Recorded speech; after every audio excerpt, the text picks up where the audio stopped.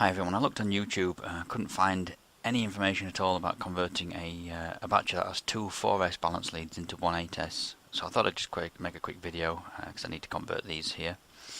This is a Zippy Compact, by the way, 8S battery. The reason why it has two 4S balance leads, of course, is so it can be charged on two cheaper chargers through the balance leads only, as a 4S. As 4S batteries, if you like, as two separate 4S batteries, and in which case you wouldn't use the big red and black wires. But this, if you've got an 8S charger, this is really a little bit inconvenient. And of course you can pump more power through the larger red and black leads. Whereas if you're charging a singles, you'd have to put on the maximum of 2 amp through them balance leads. So we're going to convert it into 8S, and this is the process. First of all, what we need to do is find out which of those two balance leads is connected to the negative side of the battery. So we're going to use the thick black wire, and we're going to test the connections on the balance leads until we can find the 0 volt wire. So if I disconnect these two here, now we're looking for about 3.7 volts per cell. But that's because it's nominally charged. If it was fully charged battery, it'd be 4.2. So that's clearly the wrong one. I'm getting 15 volts on there, so that's definitely the wrong balance lead. So let's just swap them balance leads and try the other one. So starting from the far right pin. Right, I've got 0 volts. That says that pin is connected to that thick black wire, and each one goes up by 3.7 volts as I work across the pins. Of course, remembering it could be up to 4.2 volts depending on how charged your battery is. But I want that black wire there, or indeed if the colours aren't the same, the far right one on that connector, looking at which way round the connector's up.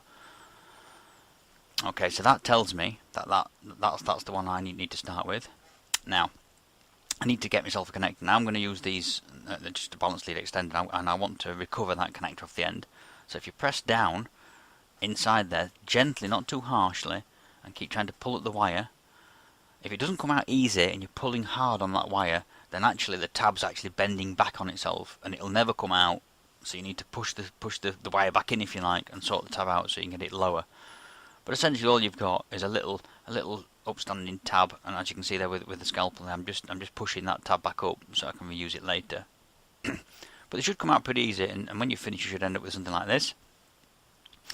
And you've got the 8S connector with the 9 pins, of course, not 8 as you think. It's 9 pins, and we're gonna do the same now with this. Now the important bit here is, and I can't stress this enough, make sure you've got the right thin black lead. So I'm just going to double check again, just in case my battery's moved. But I can't stress this enough. You must make sure that you do this in the right sequence, otherwise you will let out the magic smoke. So I'm just going to check that is the black wire that I think it is.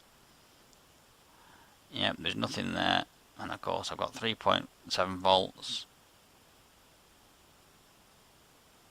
7.5 as I work across. So that is the black wire I need. 0 volts. I've got black wire connected to black wire, 0 volts on it because it is in the actual fact connected to the same part of the battery. Same process here. You just push your little scalpel down into that pin. I know my hands are in the way, but sorry about that. But it should come out easy. Now again, something to stress here. Bend the tab back up so it sits nicely, so it doesn't come out accidentally when you plug it in. You've got a little lip. You just need to put your scalpel thing and push it in. You must do these one at a time.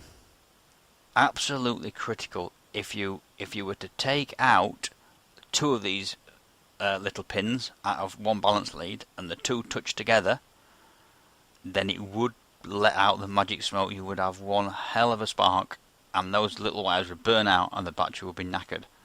So you really need to do this carefully, one at a time.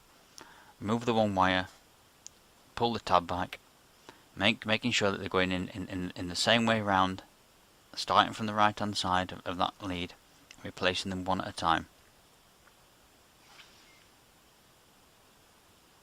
Again, I'll stress it again because I can't say this too much. You do one at a time. Just the slightest touch of another balance lead, and the 2 leads would want to weld together instantly with the current that it would discharge in that battery, and then the wires would fry, and the battery would be, it would be a throwaway job. So one at a time, we're going to take these balance leads out now. I know I'm leaving this running as it is, and I'm doing it for a reason, because if you look at your balance leads, you've actually got 10 wires, and we only need 9 of them. So I want to be really clear at which stage we're going to decide to throw away a wire, if you like. Indeed, what we're going to actually do is we're going to cut it off. And it will actually be, indeed, in my case, a red wire. I'd expect it to be red wire for you, but it might not be. But it's the first red wire, or the leftmost wire, let's put it that way, the leftmost wire on the first balance plug that you're going to actually discard. Now, I like to do things properly. You might want to whack a bit of tape around it, but if that red wire connects to something, then you've got about, what would you have? You've about 15 volts across that pin there. So if it connected on something that was earthed or whatever, then you're going to let out the magic smoke. So for me, I just need to make that a little bit wider. So it'll slide down there. All I've done is I've folded over the tip. I prefer to do this, but I don't think that's going to fit on there, to be fair. I prefer to just fold over the end of the wire and then slide on the heat shrink. The reason for that is because when the heat shrink then shrinks around the wire, it can't be easily pulled off, so it tends to make a better connection. But I know, because I've recorded this video earlier and I'm putting the voice over to it now, I know that doesn't actually fit. So in a minute I'm going to just decide that, well, that's not going to work. So I'm actually going to just decide that I can't get that down there far enough. So I'm going to pull it over. Probably cut this bit out, actually. No, I've decided that's it. I'll leave it in because I've decided that's it. So okay, so I'm just going to put that over there like that and heat shrink it down, just so it protects that wire so it doesn't touch anything. It's very important. It's worth me spending a little bit of time just showing you what I've done there, and so you can see the logic. If you think about the logic of when you load a couple of batteries into a torch and you go negative usually slides to the bottom of the torch, and then you put the next battery on top of that. Well, the top of the first battery is a positive, and then you've got a negative on the bottom of the next battery, and all you're doing is putting your batteries in series, and that's all we're trying to do here. The thing is, the red wire we've just locked off, and that black wire I'm taking out now is actually just connected to exactly the same point, and which is why we need to discard them. If you measured the voltage across the two, like we did earlier from the black wire, both would read around about 15 volts or higher if you've got a fully charged battery. I mean, I'd prefer to do this on a low charge battery just in case I made a mistake. Certainly, but when they ship them now, I think they've only charged about 15%. I think when Hobby King ship them now, just for safety reasons, and that's when I'd probably do this. Like I say, if you did touch any of these wires together, it would fuse quite quickly, and it would try to dissipate all the current in the battery. Preferably, you need to have an open window so you can throw it outside as quickly as possible. But if you do them one at a time, you should be reasonably safe.